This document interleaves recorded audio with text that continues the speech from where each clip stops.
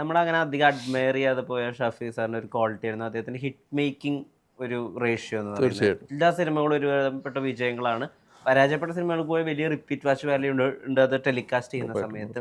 എത്രമാത്രം ക്രിയേറ്റീവ് ആയിരുന്നു അദ്ദേഹം, എത്രമാത്രം അങ്ങനത്തെ കോൺവെർസേഷൻസ് ഷാഫിക്ക് എൻ്റെ അടുത്ത് വളരെ നമ്മൾ ഒരു ശിഷ്യനെ പോലെ നമ്മുടെ അടുത്ത് പറഞ്ഞെന്നുള്ളൊരു കാര്യം എന്ന് വെച്ചാൽ എനിക്ക് തോന്നുന്നത് സിദ്ദിഖൊക്കെ ഇപ്പോൾ പറഞ്ഞു കൊടുത്തിട്ടുള്ള പിന്നെ ഞാൻ പറയാൻ മറന്നവരാണ് സിദ്ദിഖൊക്കെ.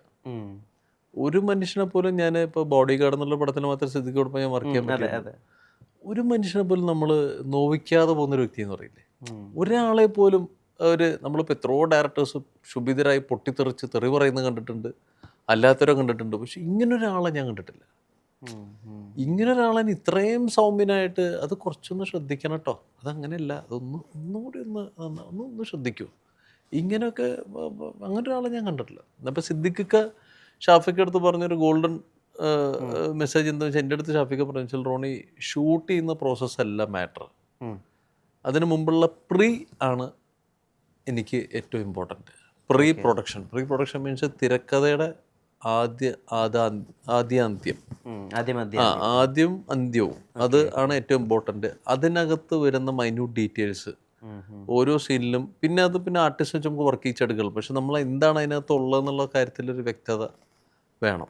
അപ്പോൾ എപ്പോഴും ഷാഫിക്ക് ഒരുപാട് സമയം എൻ്റെ പ്രീക്കായിട്ട് കളയുമെന്ന് എൻ്റെ അടുത്ത് പറഞ്ഞിട്ടുണ്ട്.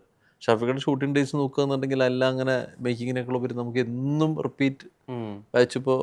റിപ്പീറ്റ് വാല്യൂ വാച്ചിങ് വരുന്ന മൂവീസ് മായാവി, ഇപ്പോൾ തൊമ്മനും മക്കളും, ഇങ്ങനെ മായാവിയൊക്കെ ഒരുപാട്, ചോക്ലേറ്റ്, ഒരുപാട് സിനിമകൾ. ഞാൻ ജീവിതത്തിൽ കടന്നുപോയിട്ട് കുറച്ച് വ്യക്തികളെ പറ്റി ചോദിച്ചോട്ടെ. ഇപ്പം രാജൻ എന്നുള്ള ഒരു പണ്ടത്തെ പ്രൊഡ്യൂസർ മാത്രമേ ഞങ്ങൾക്കറിയൂ. അത് അറിഞ്ഞതുപോലും റോണിയും ചേട്ടൻ പറഞ്ഞപ്പോൾ മുതൽ. അച്ഛനെ എങ്ങനെയാ മനസ്സിലാക്കിയിട്ടുണ്ടായിരുന്നത്? അച്ഛൻ്റെ തോൽവികളെ എങ്ങനെയായിരുന്നു അഡ്രസ്സ് ചെയ്തിരുന്നത്? അല്ല വിഷ്ണു, തോൽവി എന്നല്ല വിഷ്ണു. എൻ്റെ എന്താ കാര്യം എന്ന് വെച്ചാൽ, നമുക്ക് ഈ ഇന്നസെൻ്റ് ആയിട്ട് ഒരു ഇൻ്റർവ്യൂ വിഷ്ണു കണ്ടിട്ടുണ്ടാവുണ്ടാവും. ഈ സിനിമയിൽ എന്താ കാര്യം എന്ന് വെച്ചാൽ, നമ്മൾ പല തരത്തിലുള്ള പ്രൊഡ്യൂസേഴ്സ് ഉണ്ട്. അപ്പോൾ ചിലർ എത്ര പൈസ ഉണ്ടെങ്കിലും ഇറക്കില്ല. ചിലർ ഇത് ടെക്നിക്കൽ ക്വാളിറ്റി അത് ടോപ്പ് ആവട്ടെ, ഇതിന് ഇത്രയും വേണം, ഇത് ഇറക്കിയേ പറ്റൂ എന്ന് ചിന്തിക്കുന്ന ആൾക്കാരുണ്ട്. ചിലർ എക്സ്ട്രാക്ക്, ഫോർ എക്സാമ്പിൾ ഒന്ന് പോഷാക്കിയിട്ട് 4 പേരുടെ മുന്നിൽ കാണിക്കുക എന്നുള്ളതിൽ പല മെൻറ്റാലിറ്റിയുള്ള ആൾക്കാരുണ്ട്. ഷോക്കേസ് ചെയ്യുന്നത്. അപ്പോൾ അച്ഛൻ ഇതിൻ്റെ ടെക്നിക്കൽ പരിപാടിയെക്കുറിച്ച് അച്ഛൻ ബോധവാനല്ല. അച്ഛനൊരു തിയേറ്റർ നടത്തിക്കൊണ്ടിരുന്ന ആളാണെന്നതിന് പോലും, ഇപ്പോൾ താവൂസ് എന്ന് പറഞ്ഞ തിയേറ്റർ എത്രയോ വർഷം നടത്തിയതിന് പോലും അച്ഛൻ്റെ ഒരു സുഹൃത്ത് എന്ന് പറയുമ്പോൾ ഇങ്ങനെ ഒരു പരിപാടി ഉണ്ടെന്ന് പറയുമ്പോൾ അച്ഛൻ്റെ പ്രായം എന്ന് പറഞ്ഞാൽ അന്ന് 30കളാണ്. അപ്പോൾ അച്ഛൻ്റെ എന്ന് വെച്ചാൽ പപ്പ ഇങ്ങനെ എടുത്ത് ചാടി അതിലോട്ട് കമ്മിറ്റ് ചെയ്ത് കഴിഞ്ഞ് ഇത് അവിടെ ചെന്ന് കഴിഞ്ഞാൽ ഇന്നെന്താ ഇത്ര ആൾക്കാർ ആവശ്യമുണ്ടോ? ഇപ്പോൾ ഫോർ എക്സാമ്പിൾ ഇപ്പോൾ അവിടെ ഇപ്പോൾ ഒരു 500 ജൂനിയേഴ്സിനെ കാണുമ്പോൾ 500 ജൂനിയേഴ്സ് ആയിരുന്നില്ലല്ലോ നമ്മുടെ ഈ സീനിൽ പറഞ്ഞിരുന്നത്, നമുക്കൊരു 50-70 പേര് മതി എന്നല്ലേ പറഞ്ഞിരുന്നത്. അപ്പം എന്ത് ഇത്രയും പേര്? അപ്പോൾ അവിടെ എന്തെങ്കിലും തോതിൽ ഒരു വെട്ടീര് നടക്കുന്നുണ്ടെങ്കിൽ അത് മനസ്സിലാക്കാൻ വേണ്ടി അച്ഛൻ സെറ്റിൽ പോകണം. അപ്പോൾ മൂപ്പരങ്ങനെ സെറ്റിലൊന്നും പോകാതെ ഭയങ്കര അന്തർമുഖനായ ഒരു വ്യക്തിയാണ്. അപ്പോൾ അത് തോൽവികളേക്കാൾ ഉപരി ഈ നമ്മൾ പറയില്ലേ, ഒരു കച്ചവടം നടക്കുമ്പോൾ അത് കൃത്യമായിട്ട് നോക്കുക, അല്ലെന്നുണ്ടെങ്കിൽ അങ്ങനെയുള്ള കാര്യങ്ങളിലാണ് അച്ഛൻ. അപ്പോൾ അത് ഒരു സമയം കഴിഞ്ഞപ്പോൾ പിന്നെ അത് ആർക്കും കടം പറയരുത് എന്നുള്ള ഭയങ്കര പിടിവാശിയുള്ളൊരു മനുഷ്യന്, പറ്റിക്കാതിരിക്കുക അങ്ങനെയുള്ള കാര്യത്തിലൊക്കെ ഭയങ്കര പിടിവാശിയുള്ള. അപ്പോൾ പിന്നെ നമ്മൾ അത് ആരുടെ അടുത്തും ഒന്നും പറയാതെ അത് എത്രയും പെട്ടെന്ന് അത് പല ഷെഡ്യൂളുകളായി. അപ്പം അന്ന് നമുക്ക് അതിന് സൈമിൾട്ടേനിയസ് തന്നെ മൃഗയ ചെയ്തു, വടക്കൻ വീരഗാഥ ചെയ്തു. അത് കഴിഞ്ഞ് 3 ഷെഡ്യൂൾ പോലെ 3 4 എനിക്ക് ഓർമ്മയില്ല. അപ്പോൾ അന്ന് ഈ 3 പടത്തിനും കൂടിയാണ് മമ്മൂക്കയ്ക്ക് സ്റ്റേറ്റ് അവാർഡ്. മൃഗയ, മഹായാനം, വടക്കൻ വീരഗാഥ. അപ്പോൾ അന്ന് ഈ സ്റ്റേറ്റ് അവാർഡ് കിട്ടുന്നത് മമ്മൂക്കയ്ക്ക് മാത്രമാണെന്ന് അറിയാതെ ഈ ദൂരദർശനിൽ ഈ സാധനം പറയുമ്പോൾ ഞാൻ വീട്ടിൽ തുള്ളിച്ചാടുക.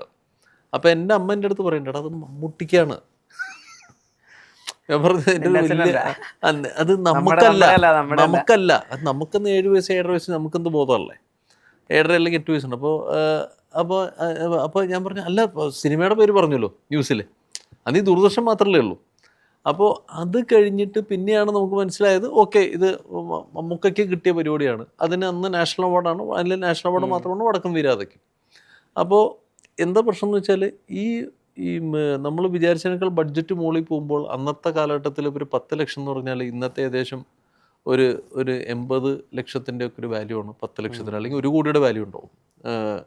അപ്പോൾ അത് പെട്ടെന്ന് നമ്മൾ വിചാരിച്ചതിനേക്കാൾ അങ്ങോട്ട് എക്സസ് ആയിട്ട് ഒരു 10-20 രൂപ പോകുമെന്ന് പറയുമ്പോൾ അന്നൊരു നല്ലൊരു വീട് പറയണമെന്നുണ്ടെങ്കിൽ ഏകദേശം ഒരു 6-7 ലക്ഷം രൂപ മതി. അപ്പോൾ അച്ഛൻ പിന്നെ നോക്കണമെന്ന് വെച്ചാൽ ഇത് എങ്ങനെ ഇത് പരിപാടി ആർക്കും ഒരു ബാധ്യതയും വരുത്തരുത്, അത് ഡിസ്പോസ് ചെയ്യാം. അപ്പോൾ എന്താ ചെയ്യേണ്ടത്? പണിതുകൊണ്ടിരുന്ന വീട് അങ്ങോട്ട് ടപ്പെന്ന് പറഞ്ഞത് വിൽക്കുക, അതിന്ന് പൈസ എടുത്ത് ഇപ്പുറത്താക്കുക. പിന്നെ നമ്മളിങ്ങനെ എന്താ പറയുക, ഇങ്ങനെ വീട്ടിൽ നമ്മളന്ന് VCR ഒക്കെയാണ്, VCR, TV, ഫ്രിഡ്ജ്. അപ്പോൾ നമ്മളിങ്ങനെ മറ്റേ ഈ ആഡുകളിലൊക്കെ കാണുമല്ലേ, ഈ TV ഒരു ഭാഗത്ത് ഒരു മറ്റേ ഷോക്കേസ് വരുന്നു, ഇങ്ങനെ നമ്മൾ ചുറ്റുപാടിരിക്കുമ്പോൾ ഇതിന് വരുന്നേരം ഉൾട്ടേ നടക്കണത് ഈ സാധനം. അപ്പം അങ്ങനത്തെ ഒരു അപ്പം ആ പരിപാടിയും കഴിഞ്ഞു. അപ്പം നമ്മുടെ മനസ്സിൽ ഇത് ഉണ്ട്, ഈ സാധനം കിടക്കുന്നുണ്ട്. ഇത് നമ്മൾ ചെറുപ്പത്തിൽ നടന്ന കാര്യങ്ങൾ നമുക്ക് കൃത്യമായിട്ട് നമ്മുടെ മനസ്സിൽ കിടക്കുന്നുണ്ട്. പിന്നെ അന്ന് നമുക്കൊരു ഭയങ്കര കൈത്താങ്ങെന്ന് വെച്ചാൽ അമ്മയുടെ ജോലിയാണ്.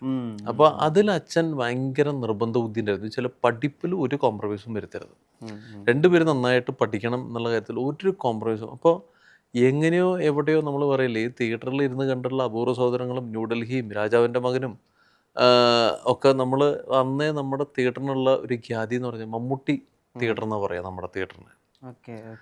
തൃശ്ശൂർ ഇപ്പോഴും വിഷുവിന് അറിയുമെന്ന് അറിയില്ല. ഇപ്പം തൃശ്ശൂർ ഇപ്പം നമ്മുടെ രാംദാസ്, രാഗം, ജോസ്, സ്വപ്ന, കൈരളി തൃശ്ശൂർ പോയിട്ട് കുന്നംകുളംകാർക്കും ഗുരുവായൂരുകാർക്കും ഒക്കെ ഈ റിലീസ് കണ്ടൊരു കാലഘട്ടം ഉണ്ടായിരുന്നു. ആ പരിപാടി അവിടെ നിന്ന് മാറി എ സെൻറ്റർ ആദ്യമായിട്ട് കുന്നംകുളത്ത് കൊണ്ടുവച്ചത് എൻ്റെ ഫാദറാണ്. അത് ആദ്യമായിട്ട് അന്ന് എന്താ പറയുക റിലീസ് ചെയ്ത സിനിമയാണ് കാർണിവൽ. കാർണിവൽ സിനിമയാണ് കുന്നംകുളത്ത്. ഇങ്ങനൊരു കഥയുണ്ട്.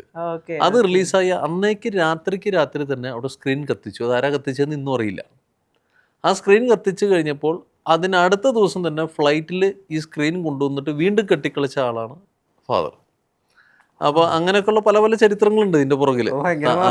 അതെ, അത് മാസമാണ്. അപ്പോൾ മാസം അടിക്കുന്നിടത്ത് മാസം അടിച്ചിട്ടുണ്ട് മൂപ്പര്.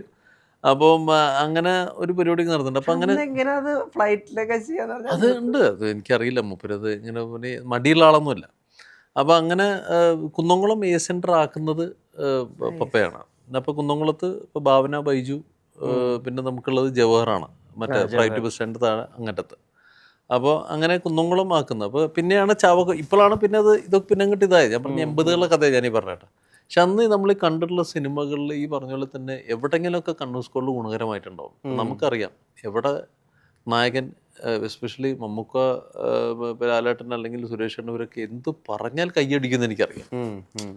എന്ത് പറഞ്ഞാലാണ് ഇവർ കയ്യടിക്കുക, ഏത് സമയത്ത് വരെയും കൊണ്ട് എന്ത് പറയണം എന്നുള്ള ഒരു ഇതുണ്ട്. പിന്നെ നമ്മൾ റോബിനെ പോലെ ഇങ്ങനെ നമ്മൾ ഈ ബുദ്ധനെ പോലെ ഒരാളിങ്ങനെ ഇരിക്കുകയാണല്ലോ. പുള്ളിക്ക് ക്ഷമ എന്ന് പറഞ്ഞാൽ ഭയങ്കര ക്ഷമയുള്ള ഒരാളാണ്. അപ്പോൾ നമ്മൾ ഓരോ ദിവസവും ഏകദേശം ഒരു 10 മാസം 1 വർഷത്തോളം നമ്മൾ സ്ക്രിപ്റ്റ് കഴിഞ്ഞിട്ട് പിന്നെ എൻ്റെ എഴുതിയ ഡ്രാഫ്റ്റിൽ തന്നെ ആവശ്യമില്ലാത്തത് നിർദാക്ഷിണ്യം തള്ളാൻ പറയുക. അപ്പം എനിക്കന്നെങ്കിൽ എഴുതിയ സാധനം കളയാന്നൊക്കെ പറഞ്ഞാൽ നമുക്ക് ഓരോ സീനും പ്രിയപ്പെട്ടതാണ്. പിന്നെ അതോടനുബന്ധപ്പെട്ട് ഇത് റിപ്പീറ്റഡായിട്ട് വായിക്കുക. അപ്പോൾ എനിക്കാണെങ്കിൽ രഞ്ജി പണിക്കർ സാർ, രഞ്ജിത്തേൻ്റെ ഒക്കെ പരിപാടികളൊക്കെ എനിക്ക് ഇഷ്ടമുള്ളതുകൊണ്ട് ചില സാധനങ്ങൾ നമുക്കറിയാം. അത് നമുക്ക് പറയുമ്പോൾ ഇപ്പോൾ നമ്മൾ ഈ തമിഴ് പറയുന്നു, തിരിച്ച് മലയാളം പറയുന്നു, വർക്കാവും എന്നുള്ള ഒരു പ്രതീക്ഷ നമുക്കുണ്ടായിരുന്നു. എല്ലാം ഇത് കയറി കിട്ടി. പിന്നെ അതിനേക്കാളൊക്കെ എത്രയും മികച്ചതായിട്ട് റോബി എടുത്തു വെച്ചു. അത് നമ്മളിപ്പോൾ ഒരു എന്താ പറയുക, ഹത്തോണയും ബംബീഹമായിട്ട് കുതിച്ചു പായുന്ന ജീപ്പ് എന്ന് എഴുതിയാൽ മതി. അപ്പോൾ ഒരു ലോറി വരുന്നു, അതിനിടയിൽ തന്നെ ഒരു കാരണവശാലും കയറിപ്പോകാൻ പറ്റാത്ത ജീപ്പ്, പക്ഷേ അവിടെ നിന്ന് ജയൻ വേണ്ടെന്ന് പറയുമ്പോഴും അതിനെ വകവയ്ക്കാതെ മുമ്പോട്ട് ജീപ്പുമായി കുതിച്ചു പായുന്ന ജോർജ് എന്ന് എഴുതി വെച്ചാൽ മതി. പക്ഷെ അത് എടുക്കണമെങ്കിൽ അപ്പുറത്ത് ലോറി വരണം, ഇപ്പോൾ ഇവിടെ ലോറി പോകണം, ഈ ലോറി ഓവർടേക്ക് ചെയ്യണം. പിന്നെ അത് നമുക്കുള്ളതിനേക്കാൾ ഒരുപാട് മുകളിലായിട്ടാണ് അയാൾ ഡയറക്ടറായി മാറിയത്. അപ്പോൾ എല്ലാം കൊണ്ടും നമുക്ക് എന്താ പറയുക, ഇപ്പോൾ എല്ലാ ജീവിതത്തിനും ഒരു പരിസമാപ്തി എത്തി. ഇപ്പോൾ അച്ഛൻ്റെ ആണെന്നുണ്ടെങ്കിലും പിന്നെ ഇതിനേക്കാളൊക്കെ ഉപരി ഇത് വിജയിക്കുന്ന സമയത്ത് അച്ഛനമ്മ ഉണ്ടല്ലോ. അതല്ല ഏറ്റവും പ്രൈസ്ലെസ് മൊമെന്റ്. അതിന് മുകളിൽ വേറെ ഒന്നുമില്ല.